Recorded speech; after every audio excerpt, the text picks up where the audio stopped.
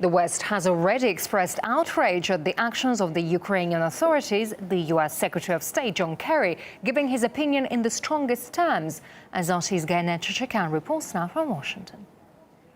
Often that you hear the word disgusted from a diplomat, it's usually reserved for some horrendous events. Well, John Kerry just used it to describe the decision of the Ukrainian leadership to dismantle protesters' barricades in the center of Kyiv. And here's what he said. The United States expresses its disgust with the decision of Ukrainian authorities to meet the peaceful protest in Kyiv's Maidan Square with riot police, bulldozers, and batons rather than with respect for democratic rights and human dignity. Of course, Secretary Kerry speaks, or it sounds like he speaks, from a position that the U.S. would never do anything like that. But apparently he completely forgot how 2 years ago, riot police in the U.S. dismantled tents and arrested hundreds of Occupy protesters across the country, citing local anti-camping laws, or he forgot how aggressively riot police dispersed the protest in Oakland, for example. With regard to Ukraine, Washington made no secret that it wanted this deal to happen. A free trade agreement between Ukraine and the EU could later fit into a much larger free trade agreement that is now being negotiated between the EU and the US. But of course, in its statements, the US State Department focuses on the rights and aspirations of Ukrainian protesters. That support comes not just in words, but also in actions. The State Department has deployed the Assistant Secretary of State Victoria Nuland to the streets of Kyiv to cheer up the protesters, as well as to hold meetings with the opposition and government officials in order to push this deal forward. And it seems the stakes are high for Washington in Ukraine at the moment.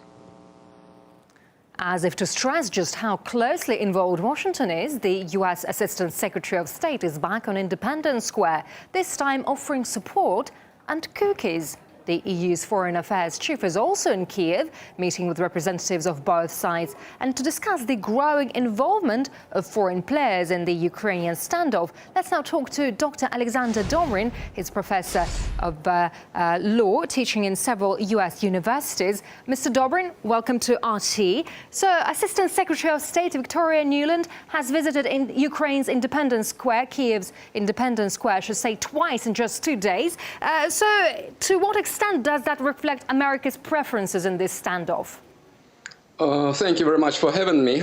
I have known Vicky Nuland since the beginning of the 1990s, when she was working in the U.S. Embassy here in Moscow.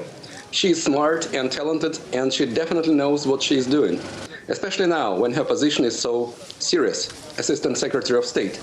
Absolutely, this is a direct involvement of the U.S. government into the internal affairs of Ukraine and Ukrainian people.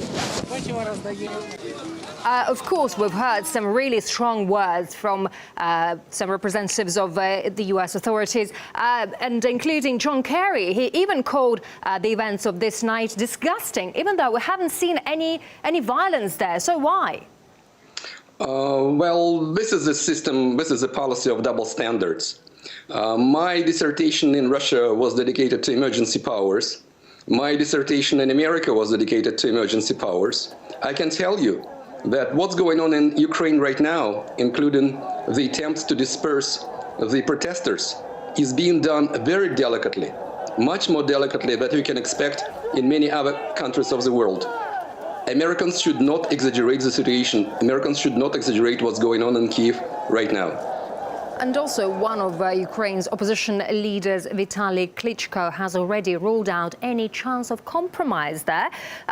From your point of view, where is this heading if one side takes such an uncompromising approach in this standoff? Mr. Klitschko is just a puppet. He is nobody. So his words should not be taken seriously. Everybody understands that he's playing somebody else's game. Ukraine belongs to the Ukrainians. The Ukrainians themselves should decide their future. I consider any possible foreign involvement, first of all, Polish, European, American involvement, absolutely intolerable into domestic affairs of the great Ukrainian nation.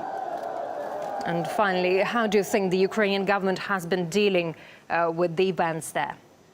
So far, it has been dealing very successfully, very professionally, much better than it happened 9 years ago. Probably the lessons of 9 years of the events that happened 9 years ago, of the so-called Orange Revolution, are not forgotten in Ukraine yet, and that's good. Alexander Domrin, Professor of Law and author, live from the Moscow region. Mr. Domrin, thank you very much. Thank you.